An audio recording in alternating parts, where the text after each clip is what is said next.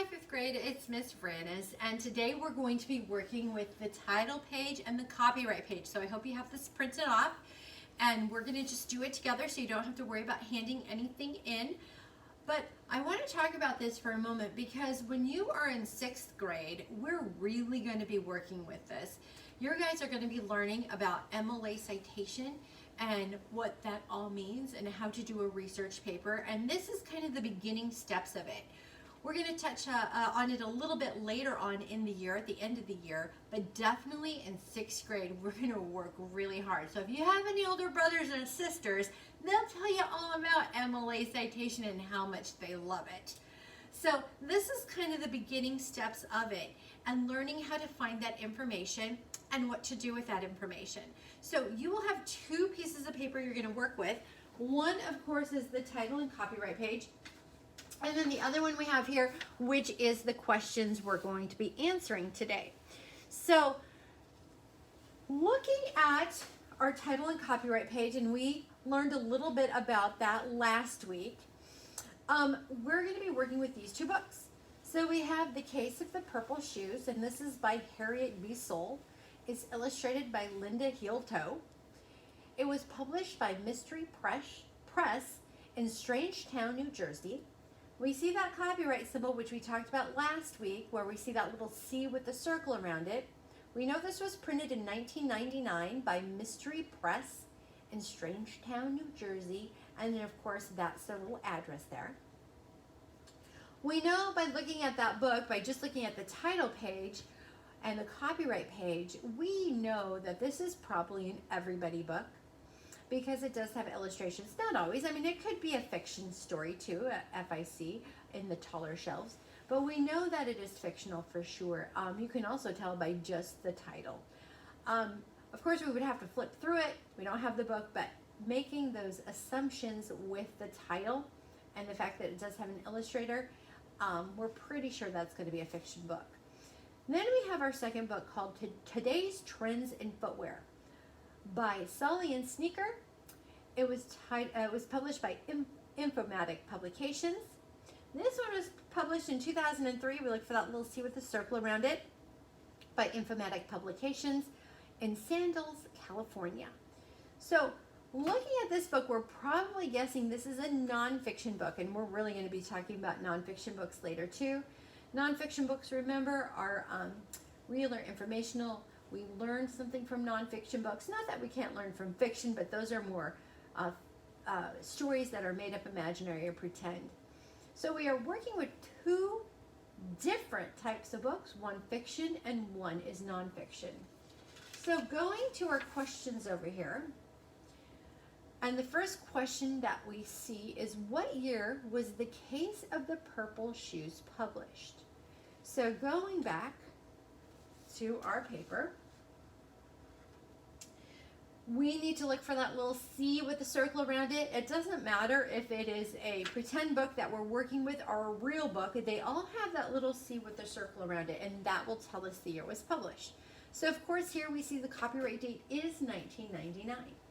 So our very first question here is, what year was The Case of the Purple Shoes published? It was published in 1999. That is when it was published.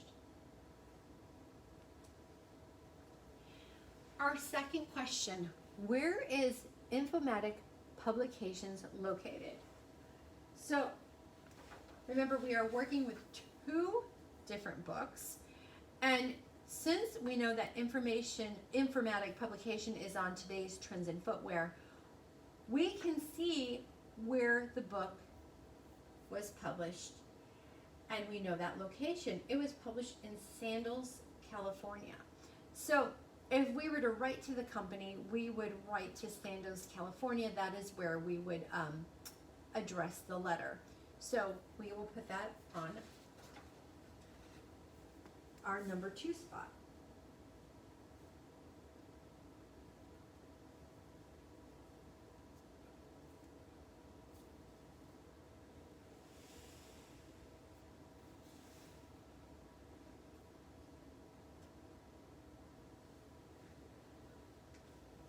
Our third question, what book would you be more likely to use for report on what today's kids like to wear on their feet and why?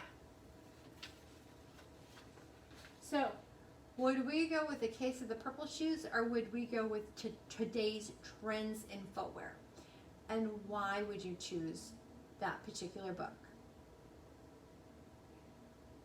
If you said today's trends in footwear, you would be correct. We know this is probably a nonfiction book, and we need information for our report. So we would need to choose today's trends in footwear. And because we're looking for that information.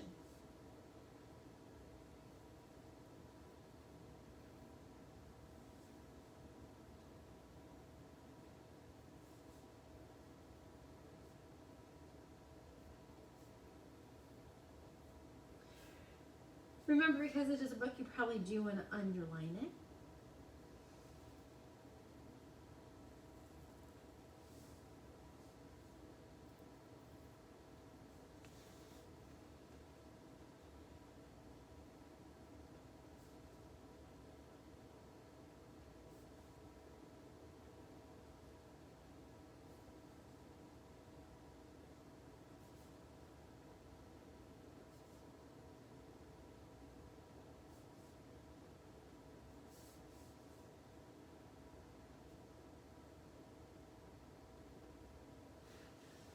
I wrote big, so I needed to go underneath there. But it would be today's trends in footwear, because it is a nonfiction book and we need information for our report. And remember, you can always pause the video at any time if you need a little extra time to write or a little extra time to find something. Number 4, every time you read a book, your little brother likes to peek over your shoulders and look at the pictures. What book would he rather you choose? So if you had a little brother or sister and you had these 2 books with you,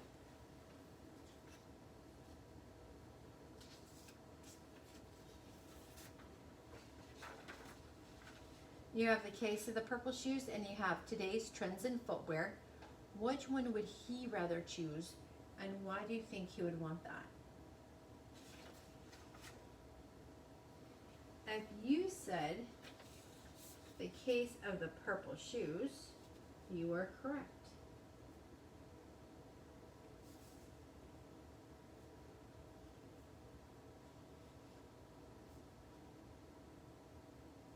I'm going to underline that. And I'm guessing because it has illustrations.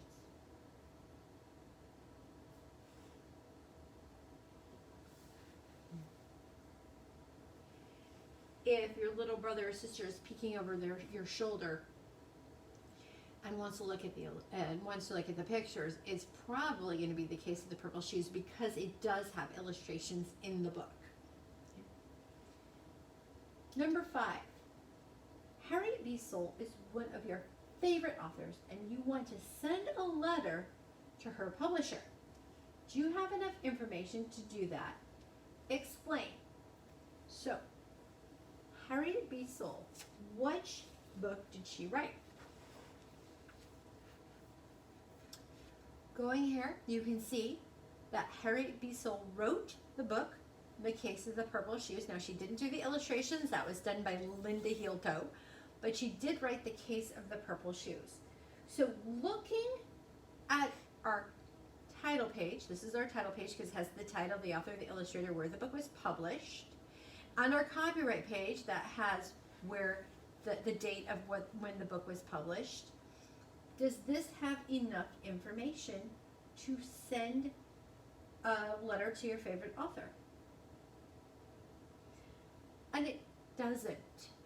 The reason why, it gives us a lot of the information, but we're missing one key part of this. We're missing the number address. We know that it's in Strangetown, New Jersey. We know the zip code. We know Mystery Press, but we don't have the exact address. We're missing the numbers or the street address. So we have part of it, but we don't have the whole address. So how could we find that? We could very easily Google it, and we could do an online search for it, and then we could find the exact address where we would need to send that letter.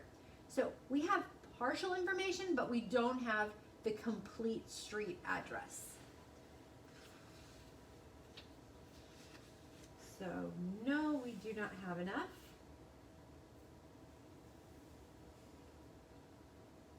Our book does not have the exact address.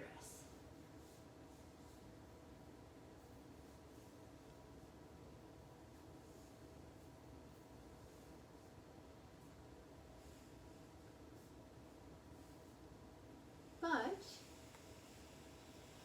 you can go online and search. So, no, it doesn't have the exact address, but yeah, you can go online and search for it. And it shouldn't be very hard because you have so much of the information, you just don't have the exact address. So, going back to our copyright and title page. The next question is, who is Linda Heel-Toe? What does she do? We know she's the illustrator of The Case of the Purple Shoes. So she did all the illustrations for the book. Again, found on our title page.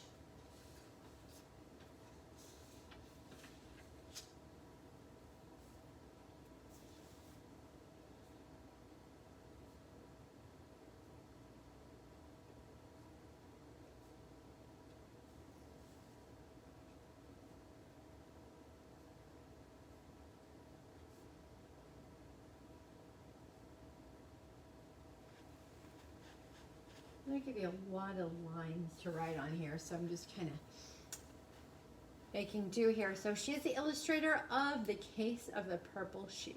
That is who Linda Heel-Toe is. So on a scrap of paper, you've copied a funny paragraph about shoes. You plan to use it in your report, so you need information for your bibliography, also known as your works cited page. You can't remember what book you used, but you do have these words written on the paper. Sandals, California, 2003 sneaker. Which book was the source for your paragraph?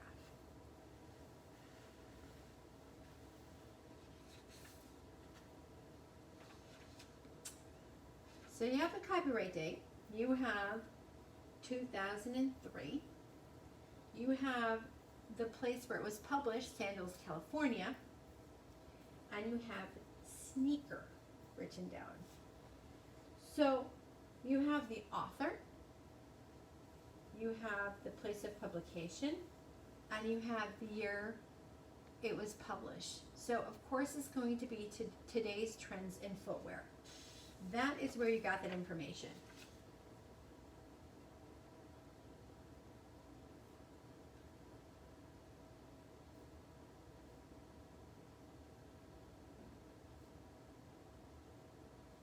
Underline it. Do not forget though, when you are taking notes, that you try to take as good a notes as possible so you don't have this problem and you can't, if you're like saying, oh gosh, I can't remember, I just can't remember.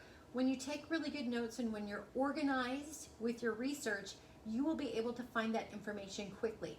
So make sure that you really do take good notes and write down the information you need. That way you don't have to go searching for it. Finally, number 8, would today's trends in footwear be a good book to check out if you wanted to know the history of shoes? Why or why not?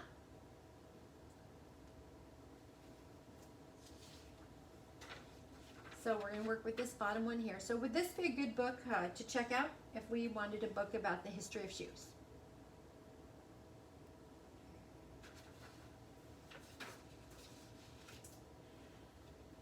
If you said no, you are correct. No, it would not be a good book. Why?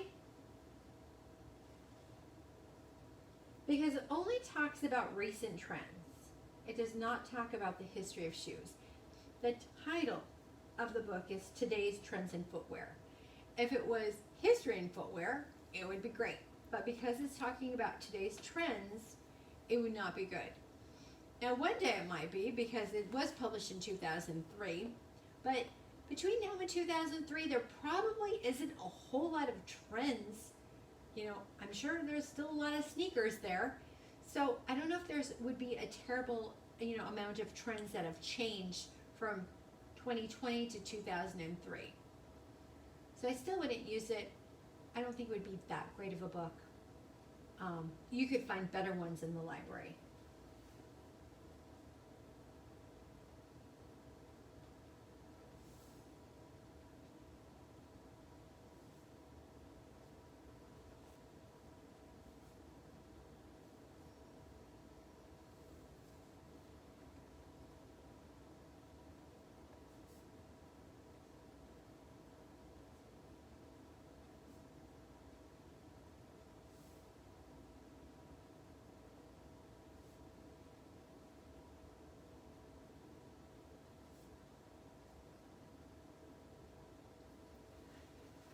So no, because it only talks about recent trends. It does not talk about the history of shoes. So, ladies and gentlemen, this is how you find the information on the title page, on the copyright page. You need to write that information down because when you do your report, you want to make sure that you are super organized and that you take good notes. Because eventually, especially in 6th grade, we are going to be doing MLA citations and you are going to need to know where to find this information. So we're just kind of beginning MLA right now, but we're really going to hit it hard later in the year and definitely in 6th grade. Don't forget, if you ever have any questions, you can always email me at lvranis@moqschool.org. All the information can be found on the website, and I will see you next week. Bye.